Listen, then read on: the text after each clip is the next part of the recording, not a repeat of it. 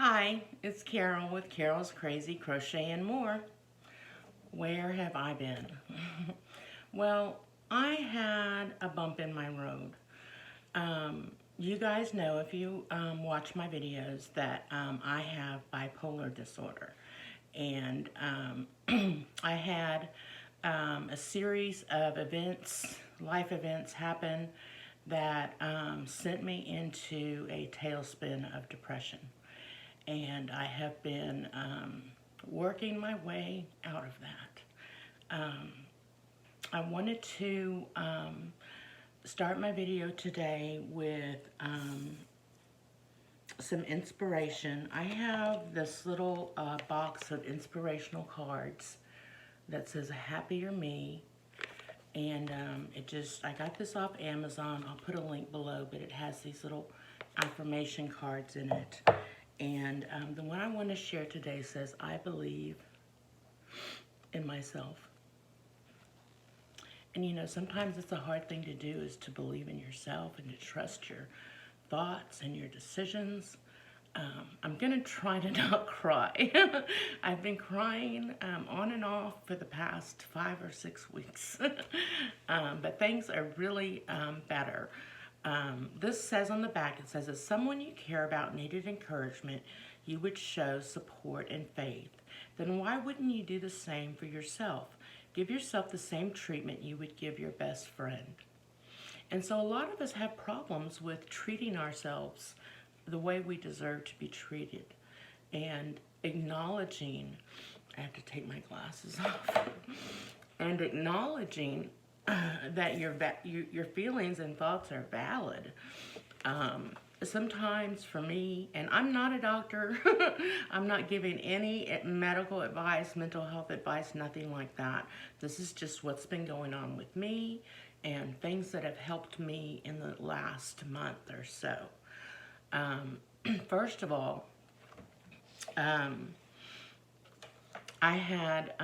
have some very good friends that reached out to me. They noticed that I wasn't active on YouTube, and then my friends in my personal life noticed that something was off, and they called and checked in on me, and someone who really helped me that I want to do a shout out to, that is just an amazing person, is Susan, which is Peppermint Stitches. She and I, through YouTube, have become very, very good friends. We talk on the phone almost daily, and she has been a ray of sunshine in my life. I had an episode where I had a conflict with someone in my family, and I was already almost just sobbing, and I called Susan, and I just told her, talk to me, just talk to me about anything. I just need my mind distracted from these thoughts, and sorry. And she came through for me. She just started talking. I don't even remember about what, but she got me out of that wave of sadness and helplessness and hopelessness that I was feeling. And I wanted to say a huge thank you, Susan, for being the amazing woman that you are. She doesn't have a channel, but she's pretty active on YouTube. And so if you guys see her on the YouTube streets, tell her hi. But I wanted to talk a little bit about the difference between depression and sadness. For me, sadness is like, oh, I'm sad that I don't have this color yarn. But I get over that fairly quickly because I have other colors of yarn. But just as an example, those are some of the things that you can be sad about. You know, I'm sad that my dog ran away, or I'm sad that my son failed first grade. You're sad about these things, But when you are depressed and in the throes of depression, for me, I just felt hopeless. Like there was just no way out of this situation. And my husband, who of course has managed me through so much of my bipolar disorder and my mania and my depression and my rapid cycling, and he knows what I need when I'm in these situations. I mean, I pretty much was in bed for 3 days. I couldn't crochet. I wasn't finding joy in anything, not even my grandkids. I just didn't want to eat. I didn't want to take care of myself. I went weeks without washing my hair. As a matter of fact, I just washed my hair yesterday because I had a doctor's appointment. But yeah, it's so different because being depressed puts you in a space that is so hard to crawl out of and to find that joy again in your life. And it's a hard thing to come out of. And I want to thank everybody who reached out to me, sent me emails and texted me, and I really appreciate it. And I want to talk to you guys about what you can do for your friends or your loved ones who are suffering from depression or just have anxiety or another type of illness that they're struggling with, and things that you can do to help them. And one of the main things is just checking in on them.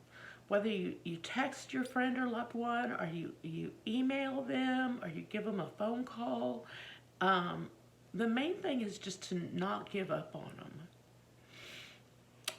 Through my life journey, I've had so many friends that ran, that just couldn't handle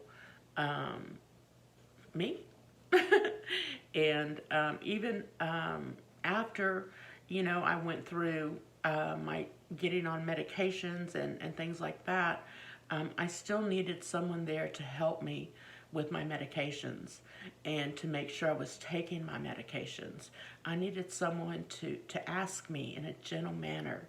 And I gave my husband permission to ask me, have you taken your medicine today? And not for me to get offended and say, F you, man, I'll take my medicine when I want to, damn it. But I had to give him permission to ask me that. And for your friends, that's something that you need to have a discussion about with them, to ask them, what are my limits in our relationship as far as me helping you? Can I ask you if you've been taking your medications in a gentle manner? Can I help you in any way? Can I bring you something? Reaching out to your friends and your loved ones is so important. It's just so important. And I think that's my main message, is to not give up. If you're going through depression or anxiety or another type of problem, just don't give up. Know that there is light at the end of that tunnel. And if you just set your mind to reaching for it and acknowledging the good things that are in your life and the wonderful things that you've experienced, and focus on those positive thoughts and that good energy that you used to have, and know that you can get that back. It's out there for you. And don't ever be afraid to seek medical attention. Please.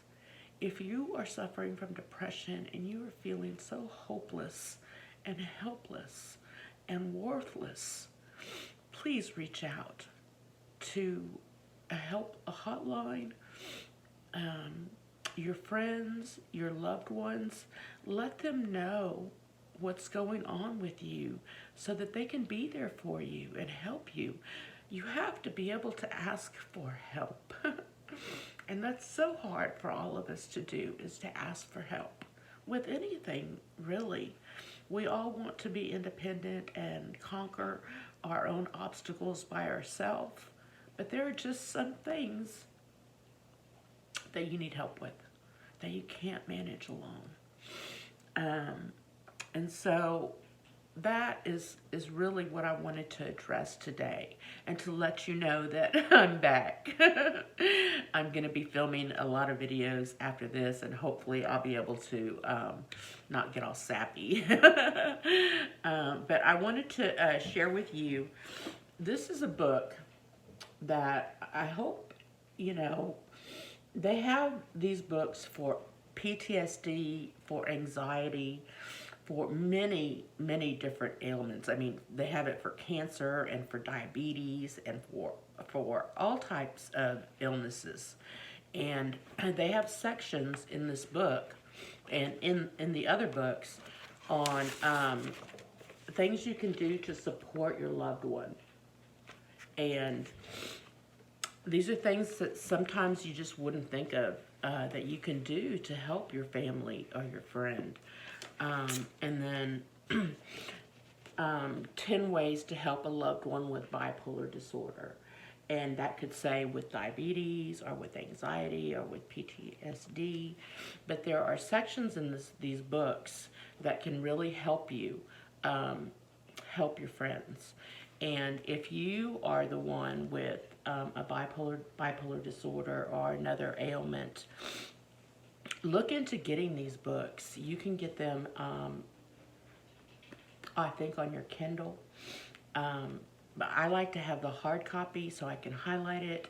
And when I was first diagnosed with bipolar disorder, I got one of these books for my mom and my sisters, so that they could better understand what I was going through and what it was like.